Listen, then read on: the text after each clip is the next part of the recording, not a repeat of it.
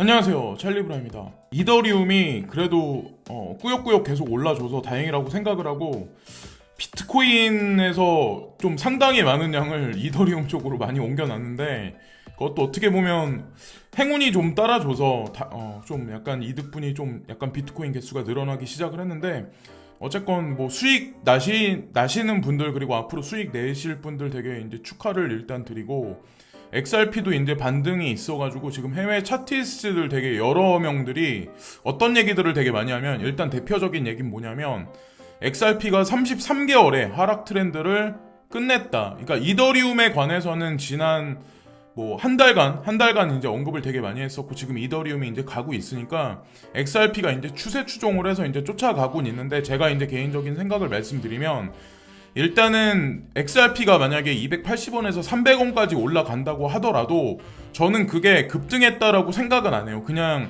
다른 코인이 올라가는 거에 키 맞춤 정도 하는 거라고 생각을 하거든요. 그래서 이 정도까지는 일단은 가지 않을까라는 생각을 개인적으로 하고 있고, 뭐 추매를 해라, 적극 매수해라, 이런 거를 저는 의도하자고 저는 이제 방송에서 말씀드리는 것도 아니고, 대중은 급등을 원하지만 만약에 이렇게 찔끔찔끔 오르면 또 이제 그런 사람들이 나올 거예요. 아마 유튜브에도 분명히 어떤 사람들은 뭐 4,700원까지 금방 갈 거예요, 뭐 이렇게 말하는 사람이 있겠지만, 그게 아니라는 거지. 왜냐면 이 세력이란 사람들도 본인들이 추세 추종을 하고 트렌드라는 걸 분명히 만들어요. 자, 보세요. 대중은 급등을 원하지만 밤감기로 비트코인이 상승을 했었죠. 5월달까지 상승을 했었고, 어느 정도 올라갔다 조정 장세에 들어갔었죠. 그때도. 지금은 뭐냐? 지금은 무슨 때냐? 이더리움 2.0에 관해서 세력들이 이걸 이슈로 해서 지금 이더를 흔들고 있다고 보시면 돼요.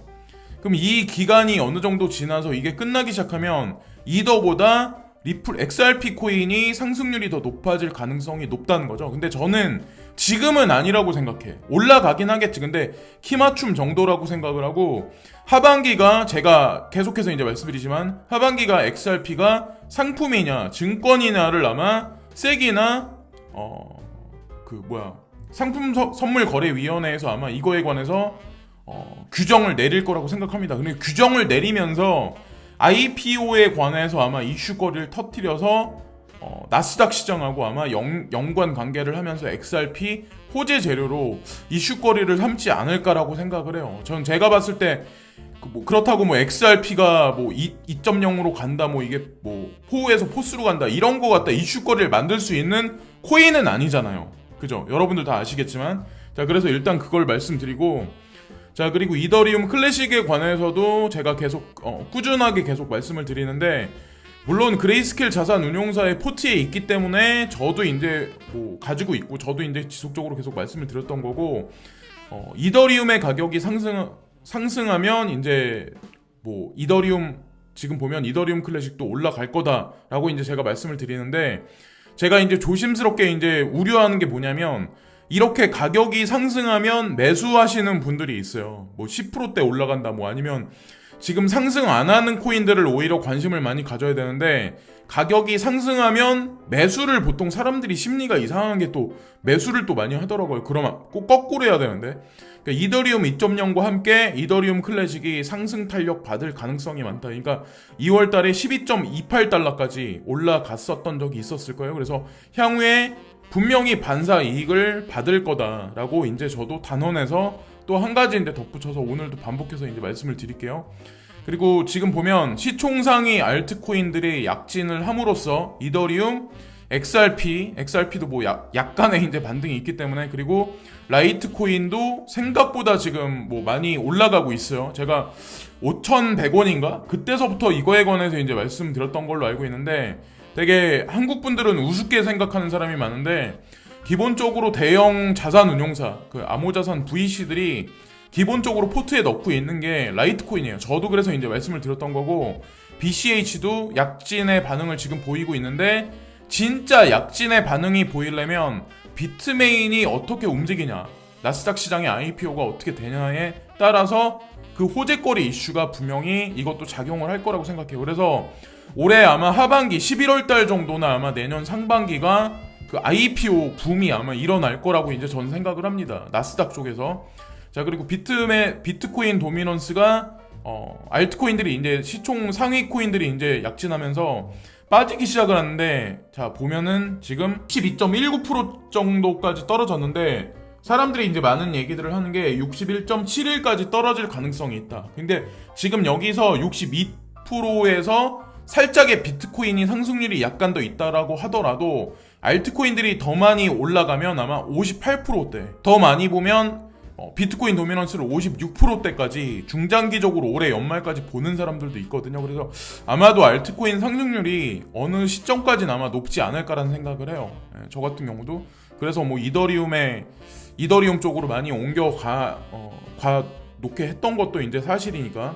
자, 그리고 베리 실버트가 한 가지 이제 중요한 얘기를 한 가지 하는데, 지금 현재 이제 거래를 하고 있는 크립토 컴퍼니가 있는데, 이 컴퍼니에 관해서 인수합병을 할 거라는 거에 관해서 그 암시를 지금 하고 있어요. 그러니까 뭐 이게 적대적 M&A가 됐든 뭐 합법적 인수합병이 됐든 뭐가 됐든 어쨌건 이런 거에 관해서 지금 언급을 한다는 얘기는, 앞으로 향후에 M&A 시장 있죠.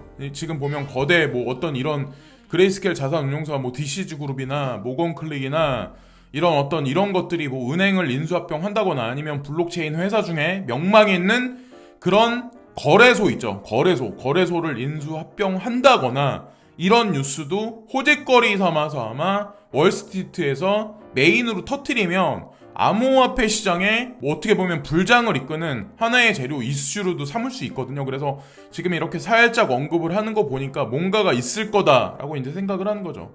여기에 이제 깔짝깔짝거리면서 막스 카이저가 뭐 자기한테 DM을 보내라 이런 얘기를 한다든가 뭐 지금 이런 얘기를 하고 있는데, 베리 실버트가 이제 중요한 핵심 문장 한마디를 딱 던지는데, Are you ready라는 뭐 준비됐니? 라는 그런 문장을 하나 딱 던졌는데, 이 의미가 무슨 의미인지는 모르겠어요. 근데 보통 보면 뭔가 출발을 할 때, 뭔가 어떤 뭐 시그널을 줄 때 보통 보면 Are you ready라는 표현을 되게 많이 하잖아요. 그래서 어떻게 될지는 모르겠지만 향후에 이제 약간의 조정이 있기를 저는 바라거든요. 이게 만약에 거침없이 비트코인도 9,700달러였다 해서 계속 이렇게 막 이러는데, 단숨에 10,000달러대를 그냥 뚫어버리면 아마 조정이 와도 우리가 바라지 않는 만큼의 조정이 올 거예요. 근데 저는 그 정도까지 조정이 올 거라고는 생각 안 하거든요. 그러니까 지금 보면 폭락이 올 거다라고 말하는 사람들도 있어요. 코로나 명분을 삼아서. 근데 제가 한 가지 이제 반기를 드는 게 뭐냐면, 자 보면은 요 근래 이제 이틀 전인가 3일 전에 나왔던 뉴스 중에 미국 은행들이 가상자산에 관해서 커스터디 서비스를 진행할 거다, OCC에서 그렇게 할 거다라는 얘기를 했었잖아요. 자 그러면 자산시장이 될 거다, 세금도 매길 거다. 그러니까 2017년에는 이런 규제가 없었어. 그래서 폭락장세가 연출됐어.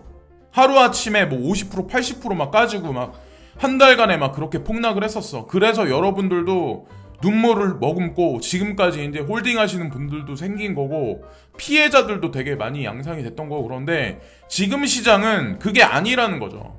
규제안이 들어갔고 FATF에서도 올 한 해 동안 10월 달에 또 다시 이제 큰 회의가 열리기 시작을 하는데, 점점 자산이다 대중한테 인식을 시키는 와중인데, 그렇게 크나큰 조정을 준다면 그거는 사람들 인식을 어떻게 줄까요? 결국엔 이건 또 노름판이다 라고 규정 지을 수밖에 없다는 거지. 그래서 조정에 온다라고 하더라도 그 정도까지는 저는 줄지 않을 거라고 개인적으로 생각하고, 자 여기 보시면 코로나 명분으로 하락한다고 하는 하락론자들이 상당히 많았었어요. 그죠? 주식은 폭락할 거다. 그죠? 그리고 코인도 폭락할 거다. 그에 따라서. 왜냐면 지금 보면 S&P 500 지수가 계속 선행해서 계속 쫓아갔었기 때문에, 비트코인도 그렇고. 근데 토요일 날 아침에 주식시장이 마감된 게 하락해서 마감이 됐는데, 지금 코인 시장 같은 경우는 나쁘지 않게 지금 흘러가잖아요. 지금 현재 상황이. 근데 되게 아이러니한 건 뭐냐면, 코로나 명분으로 인해서 코인 시장이 뭐 비대면이 어쩌느니 뭐 블록체인이 어쩌느니, 이게 오히려 플랫폼 산업은 지금 부흥되는데 그거랑 맞물려 있는 게 사실은 털 에셋이거든요. 가상자산 시장이거든요. 근데 되게 아이러니하다는 거죠. 이게 이 설명 자체가 역행한다는 거죠. 그러니까 이렇게 말하는 사람들이 코에 걸면 코걸이, 귀에 걸면 귀걸이, 뭐 이런 식으로 말 바꾸기를 그냥 스무스하게 그냥 해버리는 건데, 결론적으로 딱 말씀드리면 승자는 누굴 거냐, 뭐 결국에는 홀딩자였다는 거죠. 결국엔 홀딩자가 결국엔 중간에 이제 손절해서 나간 사람들보다 홀딩자가 결국엔 많은 수익률을 더 가져간 거고, 뉴스에서 공포심을 조장한다고 하더라도 저는 그게 항상 후행한다고 생각을 하거든요. 반대로 뉴스가 어떻게 나오면 그거를 반대로 해석할 때는 분명히 확고하게 반대로 해석할 필요도 있다는 거죠. 코인텔레그래프에도 이런 뉴스가 나오는데, $10,000에 가까운 가격으로 다음 주에 비트코인 가격이 대폭 상승할 준비가 되었습니까? 라는 내용이 나오는데, 저는 이렇게까지는 안 갈 거라고 생각을 해요. 어느 정도 지금 $9,680, $9,700대에서 조정을 어느 정도 소폭의 조정을 거친 다음에 또다시 이제 꾸역꾸역 올라가는 시점이 되지 않을까라고 이제 전 개인적으로 생각합니다. 근데 8월달 초에 들어서는 아마 완연하게 가상자산 시장이 아마 상승장으로 돌아가지 않을까라는 생각을 해요. 그러니까 머뭇거리는 그런 게 아니라 이더를 선두주자로 해서, 그래서 여기서 급상승하면 위험 구간이 올 수 있다라고 이제 제가 여기다 적어놨는데, 급상승이 오면 물론 좋죠. 비트코인이 $10,000 올라가고 급작스럽게 이더리움이 $400를 넘어가서 50만 원까지 금방 가면 좋죠. 근데 그게 오히려 더 안 좋다니까요. 개인 투자자들한텐 오히려 그게 독이 될 수가 있다니까요. 그래서 $9,700 선에서 소폭의 조정이 있으면서 시간을 좀 갖지 않을까라고 생각하는 게 제 개인적인 이제 생각이고, 바이낸스는 이제 직불카드를 발송합니다. 그래서 직불카드 결제를 할 거다. 바이낸스가 결제카드 공간으로 이동은 카드가 배송을 위해 나가기 위함입니다. 그래서 바이낸스가 2020년 카드를 공개를 했고, 여기 보시면 바이낸스가 4월달에 바이낸스 카드라고 불리는 암호화 연료 직불 카드에 대한 계획을 발표를 했습니다. 그래서 3개월 동안 이 카드에 관해서 테스트를 마쳤고, 이 카드가 이제 대중들한테 전달되기 시작을 한다는 거죠. 7월 14일까지 특정 유럽 지역에서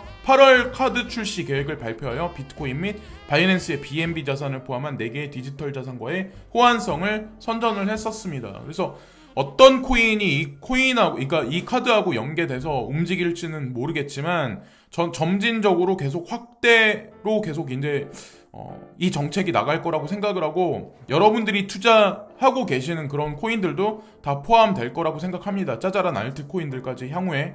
자, 근데 이제 제가 한 가지 드리고 싶은 말씀이, 어저께도 이제 뭐 이틀 전에도 말씀을 드렸지만, 이 카드를 우리가 실사용해서 만약에 유럽에 가서 사용한다, 미국 가서, 캐나다 가서, 호주 가서 사용을 한다, 프랑스 가서 마카롱 사 먹으면서 이 카드 갖다 만약에 결제를 한다. 자, 그러면 세금 체계는 어떻게 될까요? 이 카드를 만약에 향후에 안 쓰고 만약에 카카오페이로 쓴다, 아니면 위챗페이로 쓴다, 만약에 그런 위챗페이나 카카오의 어떤 클립 지갑이 암호자산하고 연동해서 우리가 전 세계 어디 가서나 암호자산의 내가 가지고 있는 거래소에 있는 암호자산을 연료로 해서 그 카드가 실생활에 우리가 페이먼트에 쓸 수 있다. 세금 체계는 어떻게 될까요? 그래서 제가 여러분들한테 말씀드리는 게, 지금 국회에서는 뭐 그거에 관해서 뭐 명확성을 대서 뭐 기재부에서 세금을 매긴다 안 매긴다 하는데, 또 바뀐다니까요. 아직까지 FATF 회의 결론이 나지도 않았어요. 아직까지 그게 나지도 않았고, 또다시 그게 나와야 결국에는 법이 또 바뀔 거라고 생각하거든요. 뭐 한국이란 나라가 전 세계 어떤 그 세금 체제들을 리드해가지고 쫓아가진 않잖아요. 지금 현재 이제 나온 과세안이 분명히 뭐 지방세까지 해서 22%라는 그런 얘기가 있지만, 저는 분명히 말 바꾸기를 할 거라고 이제 생각을 해요. 왜냐면 정부에서 봤을 때, 그림자 금융 세력이 봤을 때 주식시장보다 더하게 펌핑을 일으켜서 세금을 더 뽑아 먹을 수 있는 데가 오히려 주식시장보다 가상자산 투자시장이거든요. 그건 아마 그들도 더 잘 알고 있을 거예요. 그런데 황금알을 낳는 거위의 배를 가르지는 않을 거다라고 이제 저는 생각을 합니다. 카르다노 다음 주 초에 셸리 업그레이드 수행 카운트다운을 개시한다. 그래서 카르다노에 관해서 이게 저점일 때부터 나쁘지 않다 말씀을 드렸었고, 많이 물려 계신 분들 같은 경우는, 그냥 홀딩하고 계신 분들은, 아마 지금 엄청나게 고가에 물려 계신 분들은 아직까지 거기까지 가려면 아직 시간이 걸리긴 하겠지만, 저는 괜찮게 보고 있어요. 앞으로도 괜찮아질 프로젝트라고 보고 있고, 제가 IOHK라는 그 그룹이 있어요. 찰스 호킨스가 이걸 리드해서 이제 움직이는데, 에이다가 주축이 되고 여기하고 이제 같이 연구진들이 움직이는 데가 이더리움 클래식하고 호라이젠이에요. 그래서 저도 이 코인들을 괜찮게 보고 있었던 거고 그레이스켈 자산운용사에 때마침 포트폴리오에 들어 있었기 때문에 같이 이렇게 이제 계속해서 저도 이제 언급을 했었던 거거든요. 그래서 연구진들이 연구 개발을 이제 스왑해가지고 같이 한다고 이제 보시면 되고 새로운 테스트넷이 MC3라고 하며 카르다노는 하드포크 카운트다운을 시작을 했습니다. 7월 29일 날 이게 실시가 됩니다. 그래서 지금서부터 한국 시간으로 7월 26일인데 며칠 남지 않았죠. 만약에 이게 출시가 되면 어떻게 될까요? 그래서 카르다노 팀이 호스킨스는 자신은 지난 몇 달 동안 열심히 노력한 후 8월은 훌륭한 휴식으로 삼을 것입니다 라는 얘기가 나오잖아요. 저는 이 문장을 제 개인적으로 어떻게 해석을 했냐면 어느 정도 조정 장세에 들어가거나 횡보 단계에 들어갈 가능성이 높다라고 생각해요. 카르다노가 11% 정도 갑자기 급작스럽게 계속 상승이 있잖아요. 지속적인 상승이 지난 한 달 반인가 카르다노가 이제 계속 있었잖아요. 그럼 어떻게 될까요? 영원히 올라가는 코인 없고 영원히 죽은 코인 없어요. 그건 아마 여러분들이 주식시장도 마찬가지고 아마 그거를 더 잘 아실 거예요. 그래서 중요한 거는 소문에 사고 뉴스에 팔아라 라는 얘기를 가만히 여러분들이 잘 보시면 돼요. 지금 소문이 다가오는 거는 이더리움 2.0에 관한 소문이 다가오는 거고 뉴스에 팔아라라는 얘기에 근접하는 거는 에이다 코인이에요. 시장에 아마 그게 결과가 아마 분명히 나타날 거라고 생각하고 어저께 어떤 분이 저한테 이제 댓글을 남기셨는데 그레이스켈 자산운용사의 비트코인도 그렇고 비트코인 캐시, 지캐시, 이더리움 클래식, 호라이젠, XRP 여러 가지 코인이 있는데 그거를 내가 추종한다면 수익률이 되게 못하지 않을까. 그래서 평단가가 어떨까요? 라고 이제 저한테 여쭤보시더라고요. 근데 제가 그분한테 뭐라고 말씀드렸냐면 이 사람들이 상품 출시했을 때가 비트코인 트러스트 상품 출시했을 때가 2013년도예요. 2013년도에 비트코인이 얼마였을 것 같으세요? 그럼 평단가가 얼마일까요? 이때 가격이 제가 아는 걸로는 10,000원이 안 된 걸로 알고 있어요. 10,000원에서. 그러면 2013년에 상품 출시했다는 얘기는 2012년도나 2011년서부터 베리 실버튼은 이미 가상자산에 관해서 움직였었다고 결론을 내릴 수 있죠. 자, 우리가 그냥 유추하더라도 그렇게 이제 당위성이 부여가 되는데 이런 그레이스켈 자산 운용사하고 수익률을 내가 이 코인을 이렇게 매집해서 수익률을 과연 따라갈 수 있을까? 이렇게 한다는 그 비교 자체가 저는 좀 말이 안 된다고 생각하거든요. 왜 그렇게 따졌을 때 왜 그러면 2015년도, 2016년에도 자산시장에 있었고 대중들은 거래소를 통해서 코인을 살 수 있었는데 왜 그때 투자를 진행 안 했을까요? 지금 이렇게 저한테 이제 질문하시는 분들은 그래서 이제 제가 그런 분들한테 이제 말씀드리고 싶은 게 뭐냐면 제가 왜 그레이스켈 자산운용사에 있는 코인들을 왜 계속해서 이제 언급하고 말씀드리냐면 이 가상자산 시장에 5,400개가 넘는 코인이 있어요. 이 중에 괜찮은 코인도 있고 스캔 코인도 있어. 왜 사람들이 시총상위 높은 코인들이 있는데 그 코인들이 리플 코인은 옛날에 10원도 안 했었어요. 몇 원이 갔을 때도 있었어요. 근데 지금 사람들이 왜 240원이나 주고 그 코인을 살까요? 이더리움은 ICO 가격이 1,500원인가 그런 걸로 알고 있어요. 저 같은 경우는 8,400원부터 관심을 가졌었고 비트코인은 48만 5천원에서 50만원 사이부터 매집을 시작했었고 근데 왜 지금 사람들이 비트코인이 비싼 걸 알면서 1,000만원이 넘는 가격을 페이를 하고 비트코인을 왜 매집을 할까요?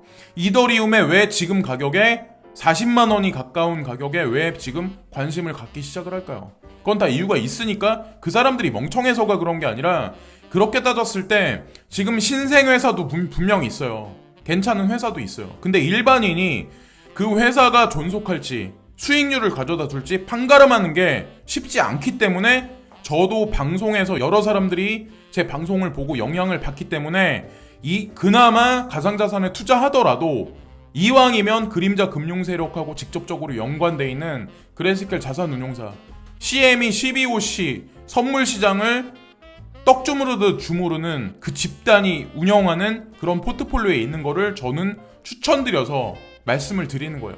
그 외적으로도 코인이 제가 간간히 말씀드리는 것도 다 알고 보면 이미 검증 과정이 끝난 코인이기 때문에 저도 말씀을 드렸던 거예요. 리스크도 없고 수익률도 좋은 코인. 과연 어떤 코인들이 그런 코인들이 있을까요? 수익률이 좋은 코인, 알트코인 중에 분명히 있어요. 지금 뭐 1원대에 있는 거, 10원대에 있는 거. 제가 이제 다음에 어떤 코인이 신규로 이제 이 시장에 들어왔는데 괜찮은 코인도 있어요. 괜찮은 사람들이 운영하는 코인도 분명히 있어요. 제가 아직까지 언급한 적은 없는데 앞으로 이제 언급할 생각을 하고 있는데, 리스크도 없고 수익률도 좋은 코인은 없다는 거죠. 그런 코인을 찾기가 개인이 쉽지 않아요. 제가 이제 항상 제 방송에서 주되게 이제 언급을 하고 계속 이제 환기시켜서 말씀드렸던 게 그레스켈 자산운용사, 뭐 DCG그룹, 베리실버트가 언급했었던 거, 그리고 알리바바하고 관계됐던 거, 뭐 이런 것들을 계속해서 제가 언급을 했었던 거죠, 사실은. 자, 그래서 이것으로 오늘 방송을 마칠 거고요. 남은 이제 일요일 하루 즐거운 주말들 되시고요. 오늘 날씨도 되게 좋네요. 코인 가격도 오르고 날씨도 좋고, 조정이 있다면 소폭의 조정으로 또다시 상승이 왔으면 좋겠습니다. 개인적인 이제 바람이고, 오늘도 구독과 좋아요 반드시 해주시면 진심으로 고개 숙여 감사를 드릴 거고요. 그렇게 안 하셔도 항상 저는 시청해주시고 그러신 분들한테 진심으로 항상 큰절 드리는 마음으로 감사를 하고 있습니다.